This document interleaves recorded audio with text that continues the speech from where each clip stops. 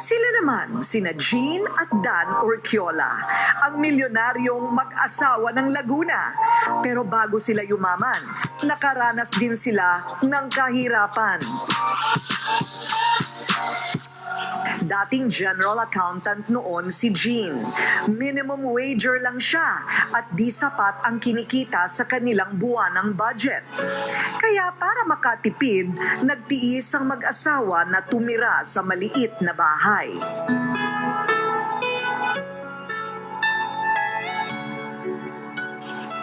Si Dan naman para makatulong kay Jean, pumasok sa isang BPO company. Dito na sila nagkaroon ng tampuhang mag-asawa. Nadagdagan na ang kanilang kita. Nawala naman sila ng oras sa isa't isa.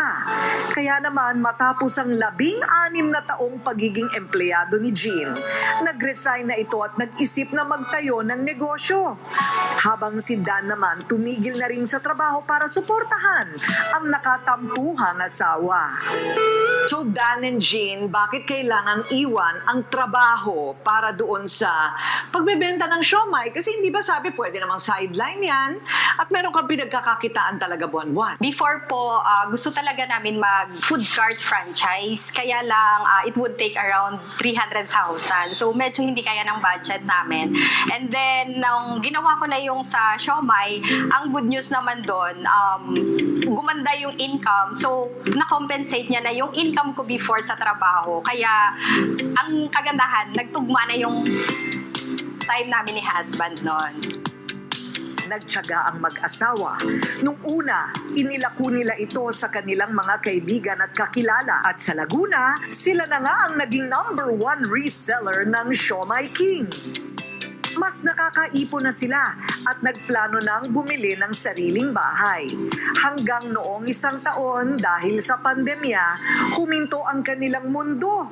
Nalungkot at nangamba na baka ang kanilang negosyo ay malugi at hilahin ulit sila pababa. Simple lang kumita kahit nasa bahay ka lang. Gamit ang iyong Siomai King online franchise business. Step 1, you post. Step 2, we deliver. Step 3, you Pero earn. sa likod ng pandemya, may dumating na blessing dahil food is life at essential para sa lahat.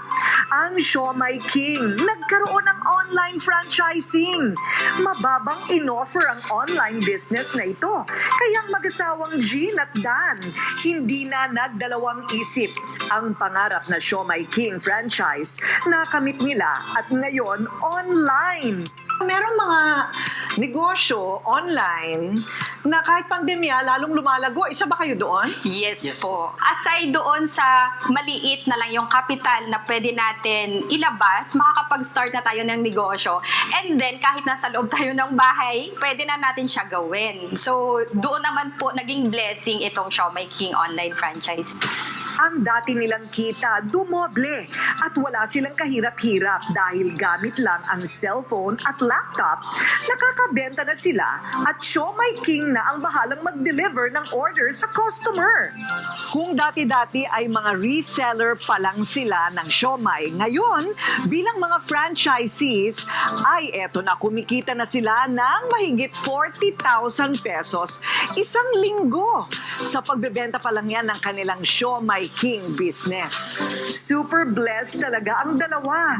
Sinong mag-aakala na dahil sa pagbebenta ng paboritong Shanghai, Japanese, Hong Kong at chicken siomai, mabibili nila ang pinapangarap na bahay. Mula sa maliit na bahay kung saan sila dating nagsisiksikang mag-asawa, sa tulong ng kanilang simpleng siomai business ay napagawa nila ang napakalaking bahay na ito sa halagang 8 million pesos sa panahon ng pandemya. Ano ba ang sikreto para magtagumpay kahit kakaiba't mahirap ang sitwasyon? Parang dream house na rin ninyo, di ba? Yes po, kasi ang house po namin before, raw house siya. And then, kumbaga kung sa aming dalawa, okay na kami. Kaya lang, Kaya kung matulog kayo, nakatayo. matikit po. Kumbaga limited yung Masikip. movement. Opo. Sa maikling panahon, ang mag-asawang Jean at Dan, mabilis na nakabangon. Sa sipag-tiyagat pananampalataya, kaagad nila itong naabot. Ano ang nagiging advantage ng online franchisee? Para po sa mga mag